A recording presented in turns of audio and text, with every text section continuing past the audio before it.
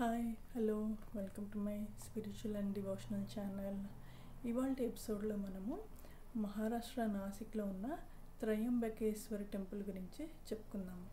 ఎందుకు ఈ గుడికి ఇంత ప్రాధాన్యత అంటే ఇక్కడ ఎలక్ట్రోమాగ్నెటిక్ ఫీల్డ్ అట్రాక్షన్ అనేది చాలా ఎక్కువ శాతంలో ఉందిట. ఈ త్రయంబకేశ్వర టెంపుల్లో నుంచి గోదావరి నది ఉద్భవిస్తుంది. అది ఈరోజు వరకు కూడా ఎండుకుపోలేదుట, ఉధృతంగా ప్రవహిస్తూనే ఉంటుంది అక్కడి నుంచి ఆరిజినేట్ అయ్యి. అలాగే త్రయంబకేశ్వర్ టెంపుల్లో ఒక స్పెషల్ పూజ నిర్వహిస్తారు, నారాయణ నాగబలి అని. అంటే పితృదేవతలు అకస్మాత్తుగా మరణించిన, లేకపోతే కోరికలు తీరక మరణించిన ఈ నారాయణ బలి అనే పూజ నిర్వహిస్తారు వాళ్ళ ఆత్మ శాంతించటానికి. అట్లాగే నాగబలి పూజ ఎందుకు చేస్తారంటే ఎవరన్నా అనుకోకుండా నాగుపాముని హత్య చేసిన ఆ పాపాల నుంచి విముక్తి పొందడానికి నాగబలి పూజలు చేయిస్తారు. సో ఇవి చేయించడం వల్ల పితృదేవతలకి మోక్షము, అలాగే నాగదేవతకి మనకు పూజ చేయించినందుకు మనకి మనశ్శాంతి కలుగుతాయి.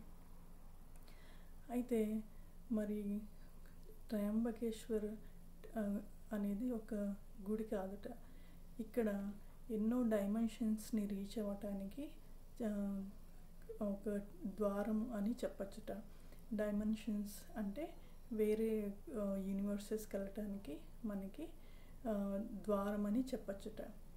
ఎలా ఎందుకు అంటే మనకి టెంపుల్లో చాలా నిగూఢ రహస్యాలు దాగి ఉన్నాయి. ఎన్నో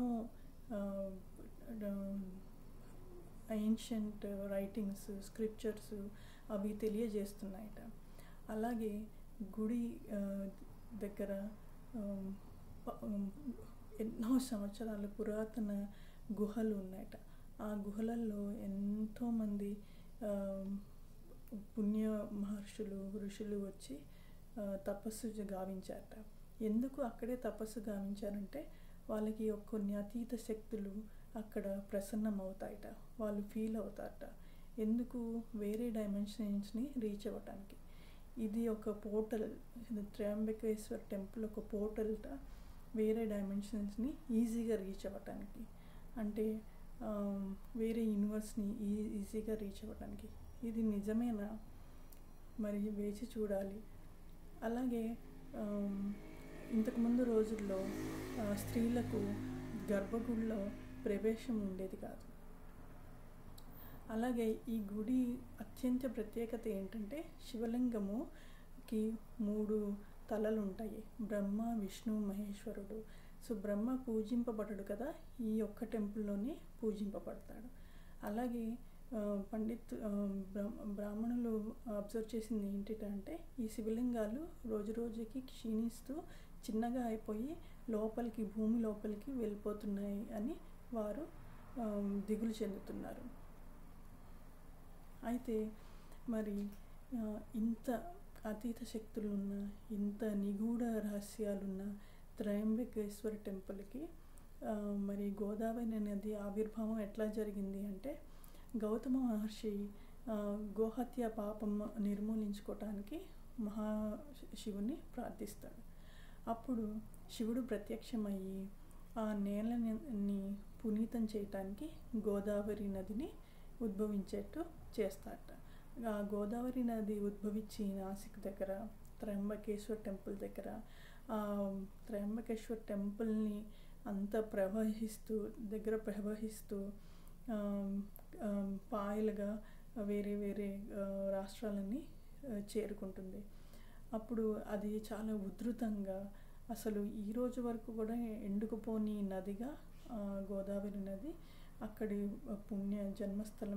పుణ్యస్థలం మంచి అలాంటి పేరుని తెచ్చుకున్నది. మరి ఈ త్రయంబకేశ్వర టెంపుల్లో బ్రహ్మకి శాపాన్ని విమోచన ఇవ్వటానికి ఇక్కడ ఆయన పూజింపబడతాడు. అయితే మరి ఎవరైతే భక్తులు లోపల గర్భగుడిలోకి వెళ్తారో వారికి ఎంతో శక్తివంతమైన శక్తి ఫీల్ అవుతారట. ఎంతో స్పిరిచువల్ పీస్ఫుల్నెస్, శాంక్టిటీ, అట్లాగే డివినిటీ, ఏదో ఒక శక్తిని, అతీత శక్తిని ఫీల్ అవుతారట, ఏదో శక్తికి లోన్ అవుతారట అని చెప్తారు. ఎందుకు అంటే ఈ టెంపుల్ అత్యంత స్ట్రాంగ్ ఎలక్ట్రోమాగ్నెటిక్ ఫీల్డ్ లేదా కాస్మిక్ ఎనర్జీ ఏరియాలో నిర్మితమై ఉందిట అని మన పురాణాల్లో చెప్పబడి ఉంది. అయితే ఈ త్రయంబకేశ్వర టెంపుల్లో మనం గుహలు ఉన్నాయని చెప్పుకున్నాం కదా.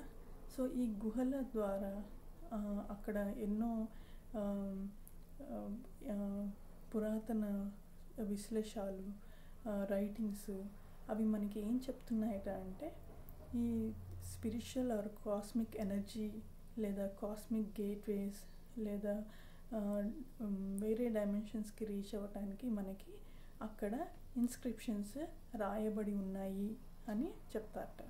ఒక అతీత శక్తులు మనం ఫీల్ అయ్యి, అతీత శక్తులకి లోన్ అయ్యి మనము ఆ డైమెన్షన్స్ని రీచ్ అవ్వగలిగేంత శక్తిని అక్కడ మెడిటేషన్ చేస్తే వస్తుందిట అని చెప్పుకుంటారు. సో ఇవ్వండి త్రయంబకేశ్వర టెంపుల్ గురించిన ఎన్నో విషయాలు. సో నేను ఇది లాంగ్ వీడియో చేశాను, అలాగే షార్ట్ వీడియో కూడా చేస్తాను, అది కూడా తప్పకుండా చూడండి. ఓకేనా? ఈ వీడియో కనుక మీకు నచ్చినట్టయితే లైక్ చేయండి, షేర్ చేయండి, సబ్స్క్రైబ్ చేసుకోండి. మళ్ళీ ఇంకో కొత్త టెంపుల్ గురించి చెప్పుకోవటానికి, విషయాలు డిస్కస్ చేసుకోవటానికి ఇంకో ఎపిసోడ్ కోసం తప్పకుండా వెయిట్ చేయండి. Thanks for watching. Thank you and leave your comments. See you later. Thank you. Bye bye.